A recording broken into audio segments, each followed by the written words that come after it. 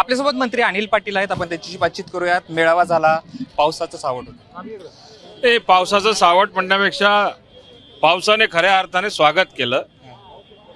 ज्या पद्धतीने आम्ही आज हा कार्यक्रम आयोजित केलेला होता, त्या कार्यक्रमामध्ये पावसाने आमचं स्वागत करून एक प्रकारचा एक सिग्नल दिलेला आहे आणि महाराष्ट्राच्या जनतेला आणि ह्या ठिकाणी आलेल्या सगळ्या कार्यकर्त्यांना वरुण राजाने साक्षात या ठिकाणी आशीर्वाद दिलेला आहे। खरं तर अजितदादांनी जाहीर केलं होतं की एखादी घोषणा करणार आहेत मोठी, परंतु कुठलीही मोठी घोषणा या ठिकाणी झालेली नाही आणि सगळ्या मोठ्या घोषणा झालेल्या या प्रत्यक्षात या ठिकाणी कार्यकर्त्यांसमोर मांडल्या। मुख्यमंत्री लाडकी बहीण योजनेच्या बाबतीमध्ये कार्यकर्त्यांना सूचना दिल्या की गावोगाव जा, प्रत्येक बहिणीचा त्या ठिकाणी आपला अर्ज भरा।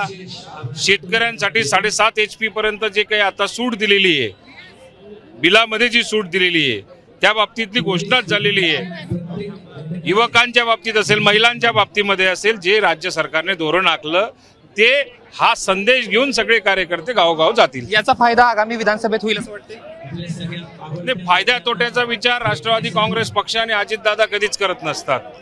जे जनतेला योग्य असेल, जे जनतेसाठी योग्य असेल तोच निर्णय ते घेत असतात। राष्ट्रवादीनं रणशिंग फुंकला असं म्हणायचं का विधानसभेचं? हा ये तो अभी झाकी आहे, पिक्चर अभी बाकी आहे। कालच रणशिंग फुंकलं गेलं।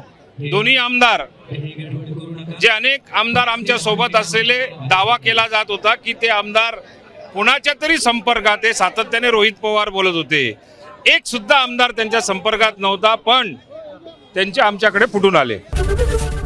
एबीपी माझा, उघडा डोळे बघा नीट।